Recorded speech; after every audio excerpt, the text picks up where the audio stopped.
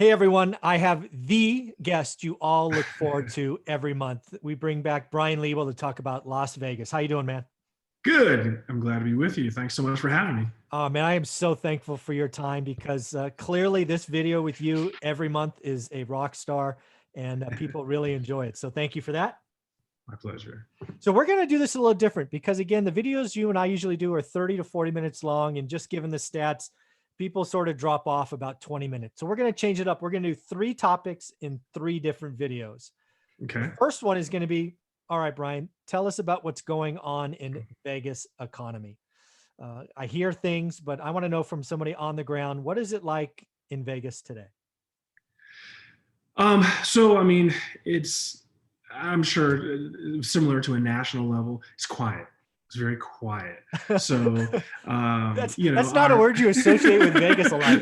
Vegas is quiet. yeah, it's quite the dichotomy right now. So I mean, I'm not much of a strip person, so I don't spend much of my recreational time hanging out on the strip, as do most locals, right? Mhm. So the few times that I have had to go down to the strip, recently I was down there twice, and like the malls for Christmas, it's nowhere near what we're used to, but nothing is normal anymore. So Mhm. it was definitely slow. In general, the major issue is the fact that this time of year, as we discussed on last month's video, this is the season where our economy and especially the strip is bolstered by conventions. Mhm. So this is not the time of year that families come and spend time and or people go on vacation like normal. This is not that type of a season. It never is in the fourth quarter.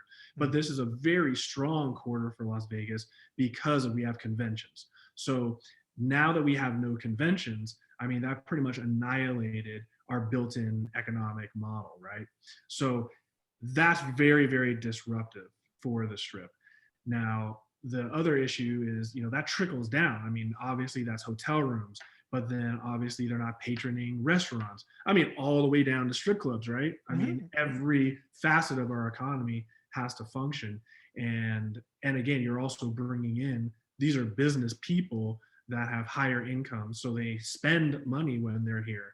So that's a major blow. So as a result, and because I've sent you a few articles, many of the major resorts on the strip, I mean, we're talking Mirage, we're talking Wynn Encore, I think Venetian just announced, they are shut down during the week. So Monday through Thursday, they're not even open.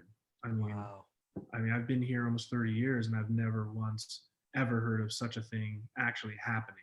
So I mean, that there's no money to be made, or such a negligent amount that it's more cost effective to shut down than it is to remain open. So the question really that has is, what effect is that going to have on the economy, as far as your employees that work in the hotels? I mean, down to housekeeping, and then just think about you know you don't have to be rich to own a retail store that's in a hotel or casino, Mhm.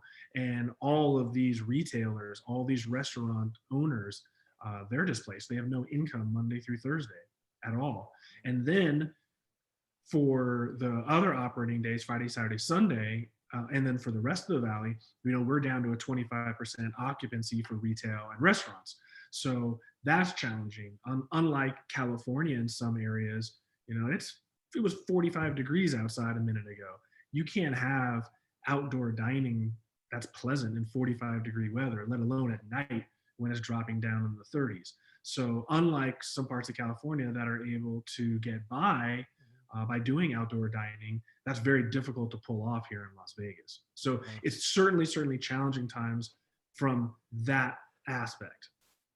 Yeah. So again, I don't know how, I mean, the economy right now is I'll call it limping along, surviving. Do you have the numbers on how big? I mean, conventions got to bring. Do you think it brings 1 million people to Vegas the last quarter? I mean, normal, I think that, yeah, that would right be about that. pretty that Yeah. would be pretty easy to achieve. I mean, at a minimum, I don't know what the exact number is, but I would say that that's very easy. I mean, you have the SEMA convention, which is a massive car convention. Yeah. I mean, I've gone to that for 20 years.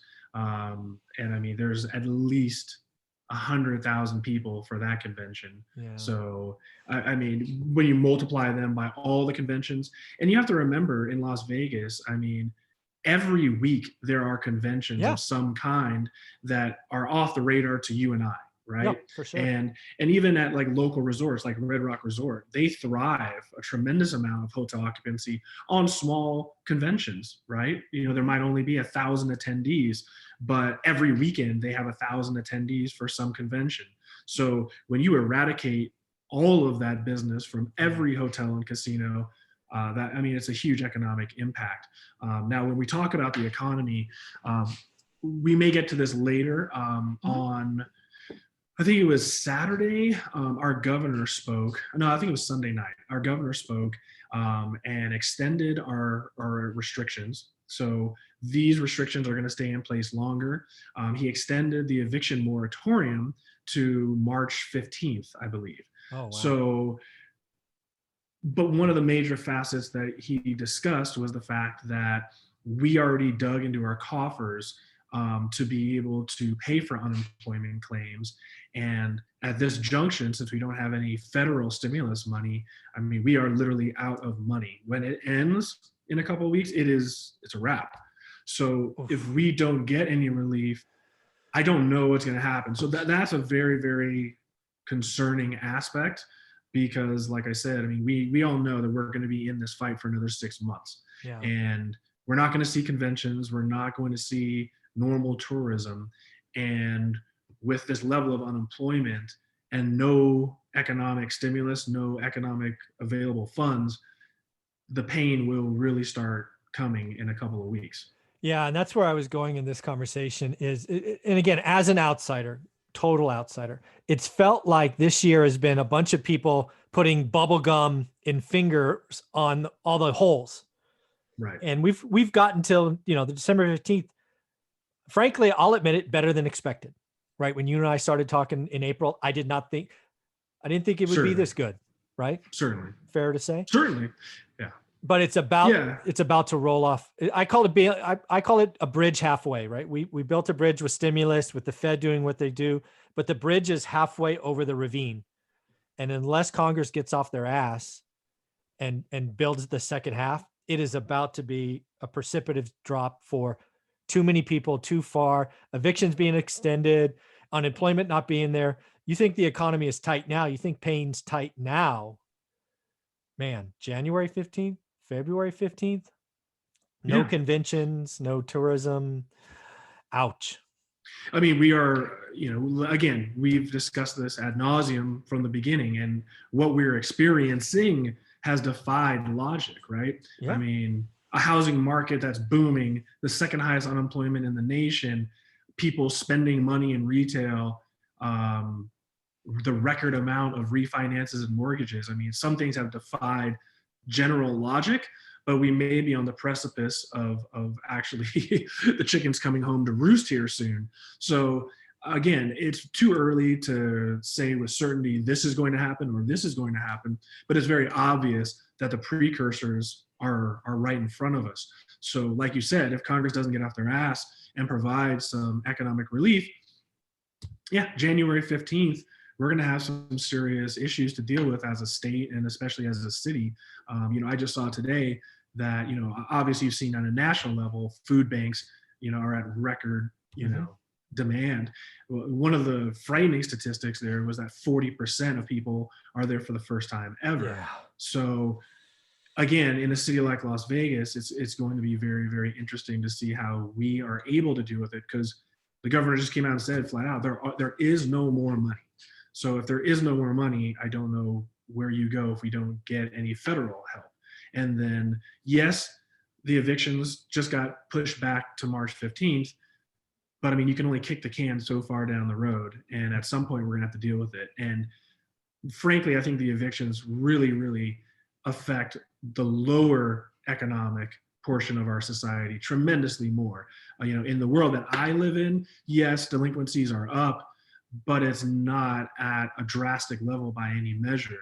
I deal more with blue chip properties, Sure. and that economic portion, that demographic, is faring a lot better. But when you have those multiplexes, the low income housing, apartments, that's where you're going to see a lot of pain. One of the scariest stats I saw last month, and it'll be interesting to see what, so last month meaning September, so no, October. So I haven't seen November's yet, but Vegas collection in that type of property was 87%. And that's not good at 87. And I'm sure it's worse now. Yeah, I mean, from most measures, from the property managers that I work with and have relationships with, I've seen delinquencies only around 13%. So that's about twice the norm. Yeah, so that'd be 80. That'd be the 87, right? Yeah, so 87% collection. Sorry, I may have said it wrong.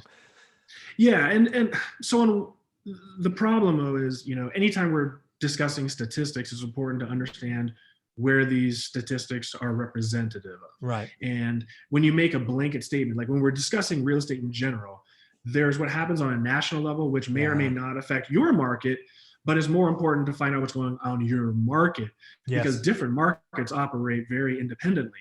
So when we discuss delinquencies, you know, if you're in an affluent area, those delinquencies might only be 5%. But when we're in an economically challenged, lower demographic, you know, you could have easily 30%. In certain complexes, you could have 50%. That wouldn't surprise me. So again, you know, it's that disconnect that we have. But yeah, so I guess when I sort of summarize and wrap this one up, the Vegas economy is hurting. There's a couple of federal decisions that are, I mean, even if they come in with $300 unemployment instead of $600, it's not going to be off to the races. It's just going to be limping through. I guess to wrap up this section, is there a big convention out there? Maybe it's in the summer that people are hopeful will be the first one. Is there any hope of a first convention? No, I haven't really heard of a first convention. For the most part, everything is just really just on a indefinite pause button, right? Wow. From early things that I've heard from the entertainment industry, everyone's kind of penciling June as that's going to be the test. That's where we take the barometer, right? Can we open up the world in June? Okay. And right now it looks feasible and possible. But again, most of the bigger conventions tend to be in the fourth quarter, and then right at the beginning of the year. You know, usually right after New Year's is when we have the CES convention, which is huge. CES, But National Finals Rodeo, that was in Texas, I believe, last week or the week before. That's a huge convention for us. And there's a lot of money that gets dropped. So losing that to Texas wasn't good. My long-term fear is that, I mean, especially for the rodeo, that's not my deal. I know nothing when it comes to the rodeo, but I would imagine if they have a good experience in Texas, and then we start discussing politics, I wouldn't be surprised if we could conceivably lose to Texas in forthcoming years. You know, so it's also the long-term effect of what resonates, what sticks. Yeah. Well, Brian, I knew this first video was going to be kind of depressing. It's kind of why I wanted to break. It's kind of why I wanted to break these up a little bit. The second one is going to be awesome, and that third video we're going to do together is going to be fantastic. So let's just call this one good.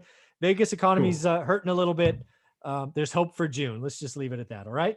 There you go. There's always hope. Always, we always come back. Vegas always comes back. There you go. Vegas strong. There we go.